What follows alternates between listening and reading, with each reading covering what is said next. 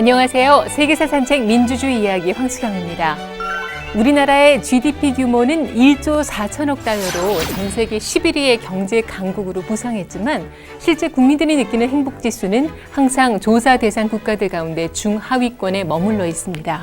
국민 모두가 행복하고 또 인간적인 삶이 보장되는 진정한 복지국가란 어떤 걸까요?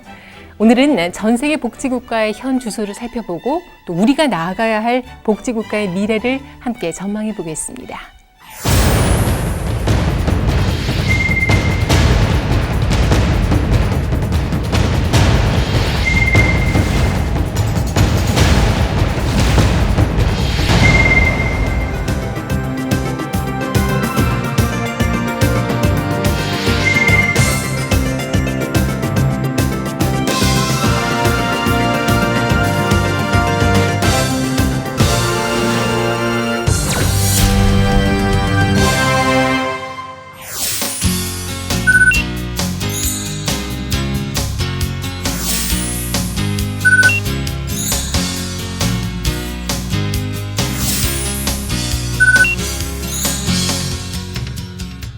자, 요람에서 무덤까지라는 말, 어떻게 보면 복지국가의 이상을 한마디로 가장 잘 표현한 그런 말이라고 할 수 있을 텐데, 그렇다면 이것부터 좀 생각을 해봐야 될 것 같아요.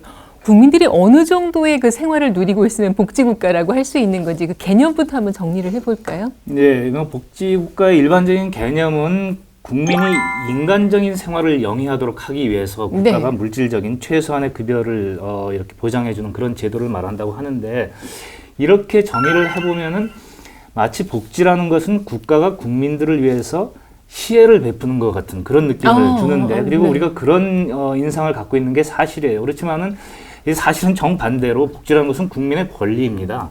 국민이 그 국가의 구성원으로서 일정한 봉사를 하지 않겠습니까? 네. 거기에 따른 당연한 어떤 국민의 권리라고 우리가 이렇게 파악을 해야 될 것 같고, 그런 관점에서 우리는, 그리고 지금 세계는 어느 정도 이제 복지 현실에 다가가 있는가 이걸 봐야 되는데, 과연 그렇게 법적으로 보장된 우리 복지 국가로서의 어떤 이제 성격이 현실에서 얼마나 나타나고 있는지 네. 사실 오늘 그게 굉장히 궁금합니다. 예. 그러면은 역사적으로 좀 살펴보면, 그리고 세계적으로 살펴보면 복지국가라는 개념이 시작된 나라가 어디입니까, 교수님? 복지국가라는 용어 자체는요, 영국에서 맨 처음 만들어져서 쓰였습니다. 네, 네, 네. 예. 근데 통상 이제 복지국가가 여러 가지 제도로 다 구성이 돼 있는데, 네. 그 역사적 기원을 살펴보면 크게 이제 세 가지 제도가 굉장히 중요해요. 첫 번째는 우리나라 왜 그 가난하신 분들은 국민 기초생활보장법이라고 해서 가난한 분들한테 정부가 이렇게 물질적인 혜택을 주는 거 있잖아요. 그게 역사적 기원이 어디까지 가냐면 영국에서 맨 처음 시작된 구빈법이라는 게 있었어요. 구빈법.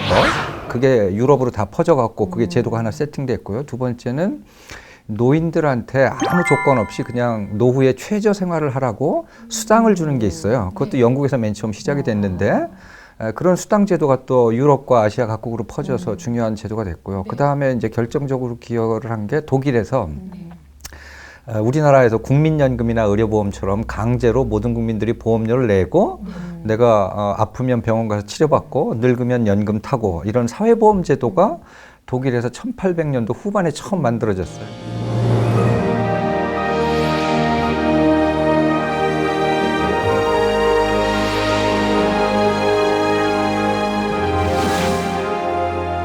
복지국가 하면 좀 경제적인 사정이 나아졌을 때, 뭔가 좀 주변을 둘러볼 수 있을 때 생겼을 것 같은데 실제 상황은 또 그렇지도 않다면서요? 실제적으로 이 경제가 어려울 때 오히려 더 복지를 많이 생각할 수밖에 없게 되는 것 같아요. 그 미국과 같은 경우도 대공황 시기를 겪으면서 이런 노동자와 또 실업자들의 불만을 달래기 위해서 와그너법이라고 하는 일명 정국 노동관계법, 이런 것들이 나타난다든가, 또 전반적으로 그때 당시의 유럽 상황을 보면 이 좌파가 폭넓게 지지를 받았는데, 이런 것들이 영국에도 그대로 고스란히 나타나서 노동당이 집권을 하게 되면서 이 고용이라든가 또는 복지를 강조하는 노동당적 정책들이 반영되면서 뭐 무상 의료라든가 무상 교육이라든가 이런 보건 복지 서비스 이런 것들이 갖춰지게 된 것이죠. 네.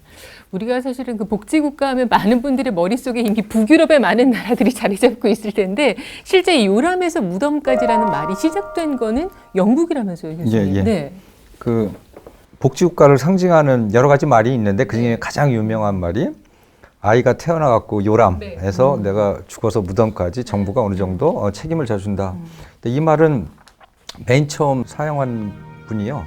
그 유명한 윈스턴 처칠이 이 말을 처음 사용했어요. 언제 사용했냐면 네. 다 아시는 것처럼 이제 막 2차 세계대전 때 독일에서 미사일 같은 거 막 발사해갖고 영국 그 런던 시내에 막 폭탄 떨어지고 이러니까 사기를 북돋우기 위해서 처칠 수상이 이제 그 라디오 방송을 하잖아요. 그렇죠. 라디오 방송을 할 때 그런 말을 했어요. 전쟁이 끝나면 영국 사회는 과거와는 완전히 다른 사회로 갈 겁니다. 그러면서 쓴 용어 중에 하나가 바로 요람에서 무덤까지 이제 책임을 져주겠다 이런 말이었고요.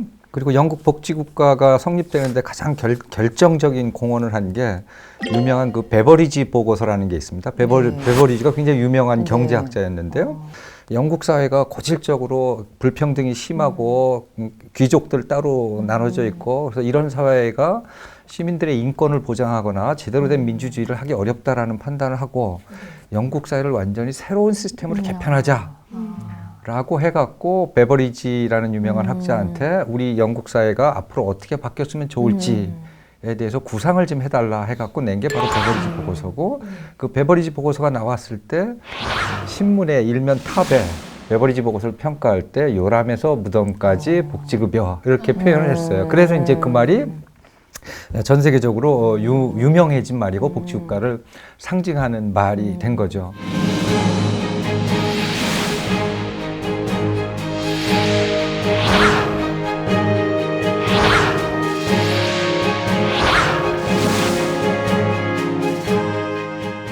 자, 그 복지국가가 어떻게 해서 등장하고 있는지를 좀 살펴보고 있는데 그러면은 이른바 복지국가라고 불리는 나라들이 지금 구체적으로 그 시행하고 있는 그런 제도들은 어떤 게 있습니까, 교수님? 어떤 국가를 복지국가로 부를 거냐 말 거냐 이게 굉장히 애매하잖아요. 예를 들어 한국이 복지국가인가 아닌가, 중국이 복지국가인가 아닌가. 그래서 학계에서 일반적으로 쓰는 거는 그 나라가 국민들한테 최저한의 품위 있는 생활을 할 수 있을 정도를 보장해 주느냐 못 해주느냐 그거를 영어 표현으로는 내셔널 미니멈이라고 그래요. 그 베버리지 보고서가 원했던 게 바로 그거예요. 내셔널 미니멈. 어떤 나라는 정부가 복지 정책을 통해 갖고 최저 기준만 충족시켜줘요. 그럼 나머지는 어떡하냐. 예를 들어 내가 둘이 사는데 예를 들어 15평이 최저 기준이다. 그럼 난 30평에서 살고 싶어요. 그거는 국가 역할이 아니고 너가 알아서 스스로의 책임으로 해라. 이런 원리를 복지국가로 제도화시킨 게 영국형, 미국형입니다.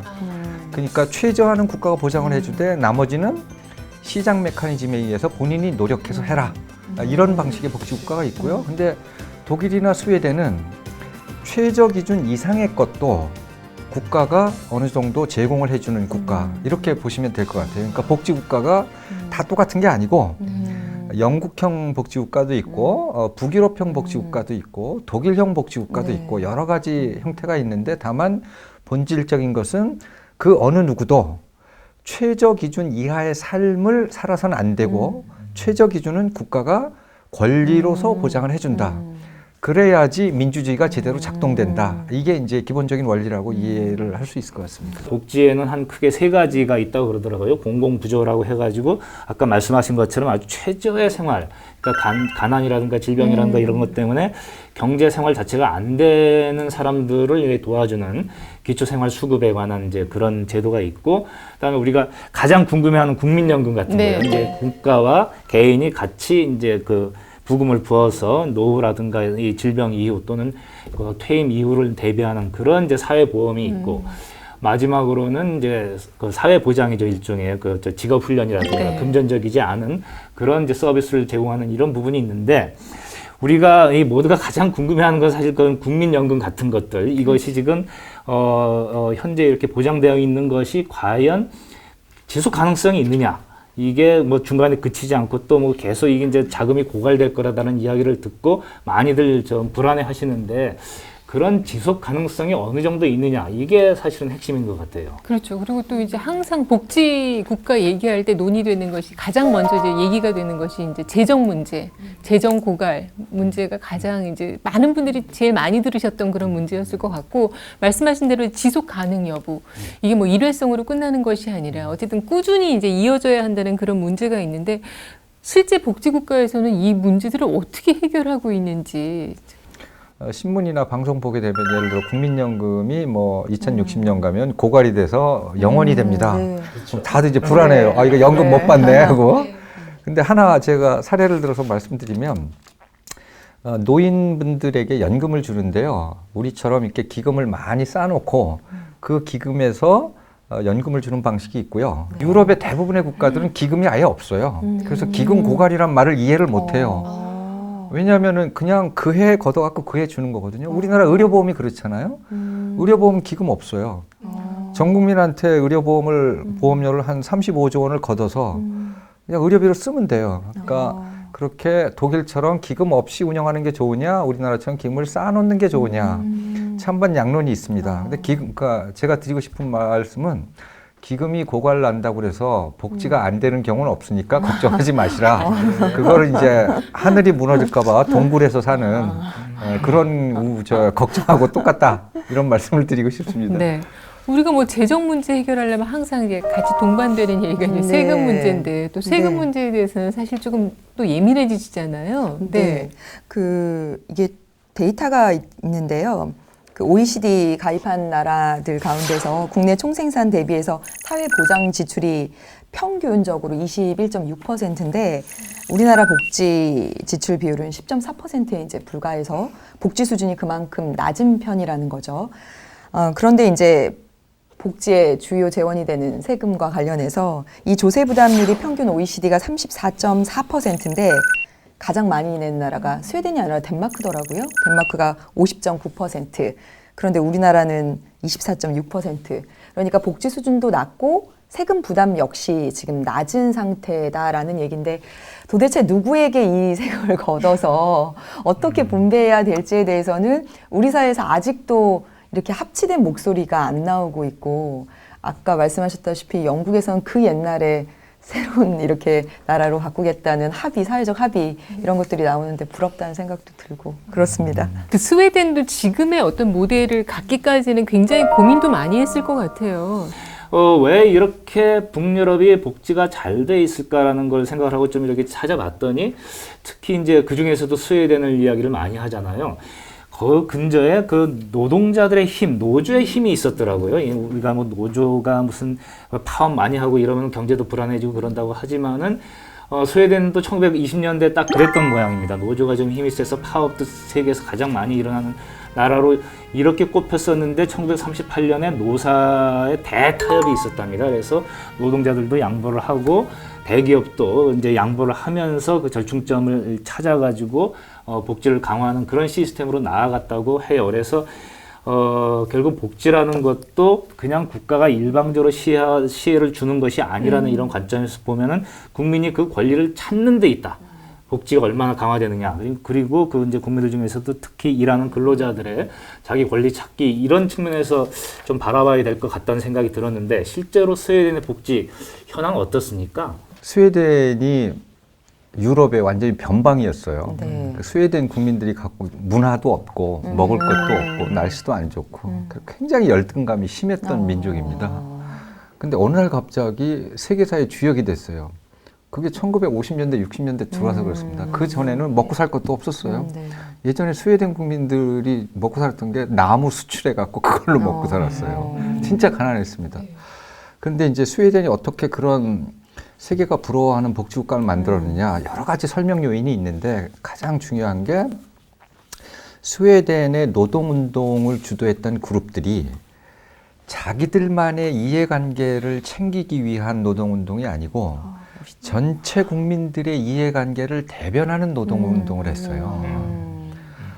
그렇기 때문에 집권을 할 수 있었고 남부 유럽의 노동운동은 전체 국민들의 보편적인 이해관계를 대변하는 노동을 한 게 아니고 자기네 집단들의 이해관계만 대변하는 노동운동을 했어요. 예를 들어 공무원 노조들이 열심히 선거 때 정당에다가 표를 몰아주고 그 정당이 집권하면 반대급부로 연금 올려라 이런 식으로 해서 그래서 남부 유럽 특히 그리스 같은 나라들은 복지비 많이 써요. 네. 스웨덴만큼 씁니다. 엄청 써요. 근데 스웨덴은 많이 쓰는데 그 혜택이 골고루 다 돌아가요. 남부 유럽 국가들은 그 혜택이 일부 직종들, 공무원, 교사, 힘 있는 노동조합한테만 돌아가요. 그러니까 비효율적인 거죠. 그래서 우리가 복지국가를 건설할 때 어떤 복지국가를 건설할 것인가는 우리 사회에서 복지국가를 건설하는 주체가 어떤 노선을 취하느냐가 굉장히 중요합니다. 네. 그 스웨덴 사례를 잘 보셔야 되고 노동운동이나 아니면 시민사회단체들이 그게 이제 우리 사회에서 복지를 만들어가는 주역인데 자기네들만의 이해관계를 대변하는 게 아니고 전체 국민들의 보편적인 이해관계를 대변하는 그런 목소리를 내야지 효율적인 복지국가로 갈 가능성이 많다. 이렇게 말씀을 좀 드릴 수가 있을 것 같아요.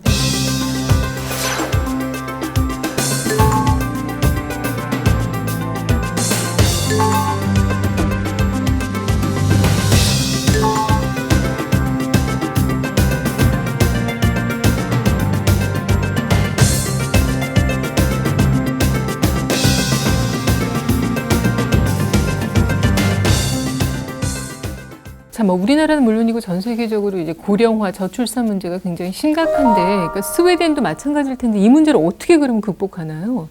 우리만 겪은 게 아니고요. 네. 1930년대 스웨덴이 우리나라처럼 출산율이 1.1, 1.2하로 떨어졌고 네. 프랑스도 1800년도 후반에 그렇게 떨어졌었어요. 그래갖고 이 상태로 가면 나라가 망하죠. 우리나라 지금 출산율이 1.2대인데요. 이 상태로 계속 가잖아요. 그럼 2500년 가잖아요. 앞으로 500년 뒤에 가면 이 조선 반도에서 사람이 없어져요. 그래서 특히 스웨덴 같은 경우는 출산율이 1.2 이하로 떨어지게 되면서 이렇게 가다가 스웨덴 인구가 작잖아요. 지금도 1000만 명밖에 안 되니까 1930년대는 인구가 500만도 안 됐어요.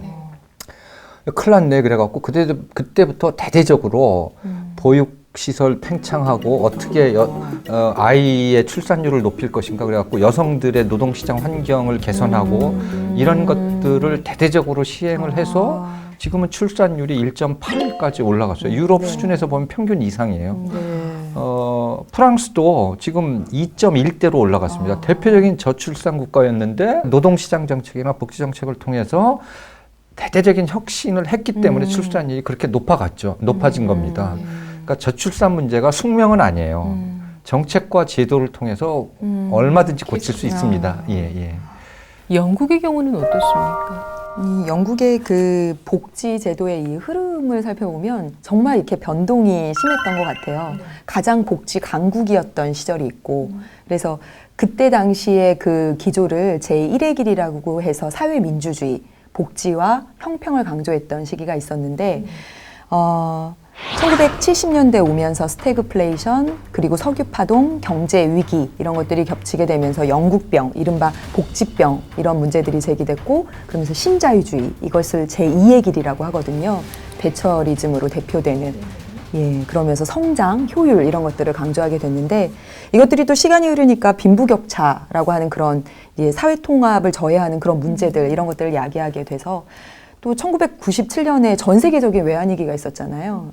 이를 계기로 해서 제1의 길도 제2의 길도 아닌 제3의 길을 표방하고 토니 블레어 총리가 그 당시에 표방했었던, 그래서 노동연계 복지 뭐 이런 성격인데, 결과적으로는 복지가 굉장히 축소된 모습인 것으로 판단을 하면 되실 것 같습니다. 네. 영국에서 그 몇 년 전부터 복지 개혁을 추진하고 있다고 하는데 어떤 내용으로 진행이 되는 겁니까? 핵심적인 아이디어는 뭐냐면요.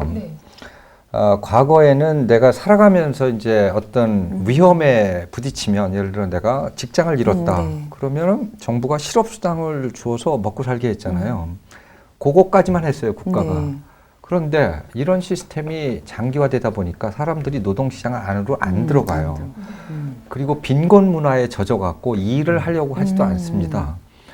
그래서 이런 문제점을 극복하기 위해서 어떤 방식을 취했냐면, 복지 정책이 과거처럼 현금만 나눠주는 정책이 아니고 어떻게 하면 이 사람을 다시 노동시장 안으로 들어가서 일을 통해서 먹고 살 수 있게 할까? 이게 이제 제3의 길이 갖고 있었던 핵심적인 문제의식이에요. 그러니까 그거를 취업 가능성을 높여주는 복지 전략 이렇게 보시면 돼요. 복지 정책들이 기본적인 생활을 보장해 주는 건 절대 포기하지 않아요. 그건 유럽의 원칙이기 때문에. 하지만 노동시장 바깥에서 머무는 기간을 최소화시키자라는 거예요. 노동시장 바깥에서 오래 머물면 어떤 폐해가 생기냐면요. 내가 광산 노동자면 상관이 없어요. 근데 지금처럼 지식 기반 사회에서는 노동시장에서 오래 빠져나와 있잖아요. 테크놀로지를 못 따라가요. 엑셀을 못 만지고 워드 프로세스를 못 만지는데 어떻게 취업을 해요.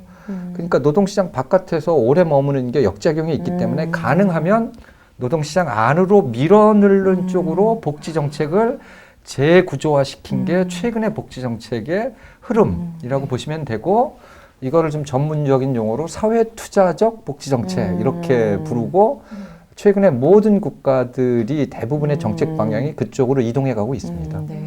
우리에게도 지금 너무 절실하게 필요한 그런 시스템인 맞습니다. 것 같아요. 지금이라도 저한테 누가 좀 이렇게 해줘서 지금도 필요할 것 같은데. 자, 그래서 우리가 지금 여러 나라의 그 복지 제도를 살펴보고 있는데, 이제 분단 국가 입장에서 사실은 이 통일을 경험했던 독일의 시스템을 좀 알아보는 것도 굉장히 지금 절실하게 필요하지 않을까 싶어요. 근데 독일은 의료보험하고 연금이나 실업보험이 이렇게 다 직종별로 쪼개져 있어요.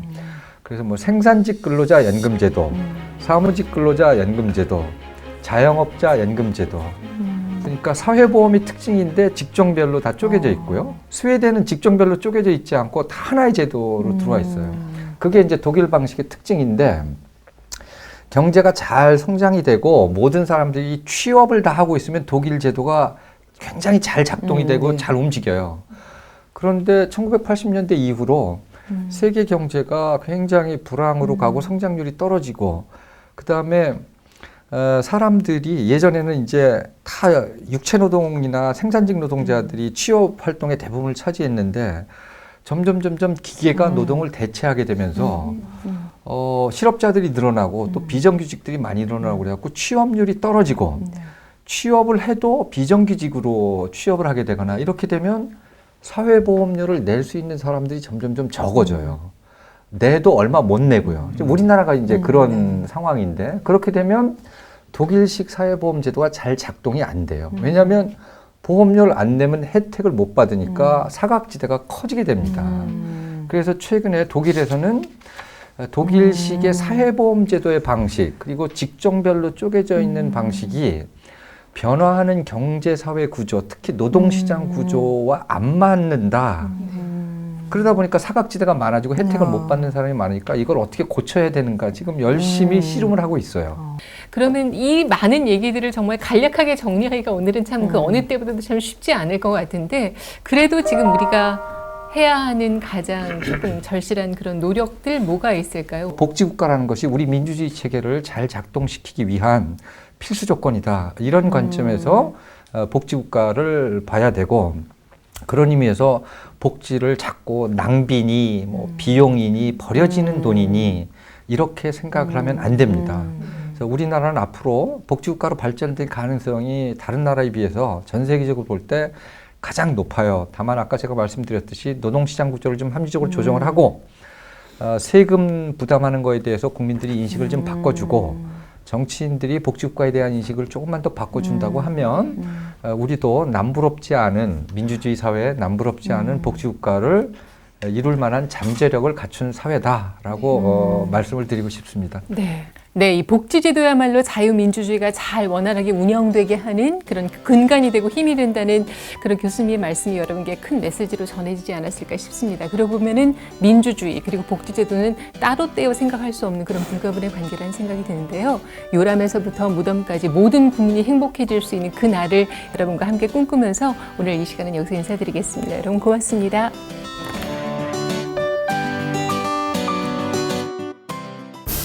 모든 국민이 직접 참여하기 힘들기 때문에 대표를 민주적으로 뽑아서 그 사람들이 정치를 맡기자. 뭐 이게 민주주의 아닙니까? 대표가 주인이고 주인을 뽑는 선거고 투표할 때만 찰나적인 주인에 불과하기 때문에 대표만이 해왔던 민주주의를 네. 직접 그 시민들이라든가 국민들이 정치 참여하겠다.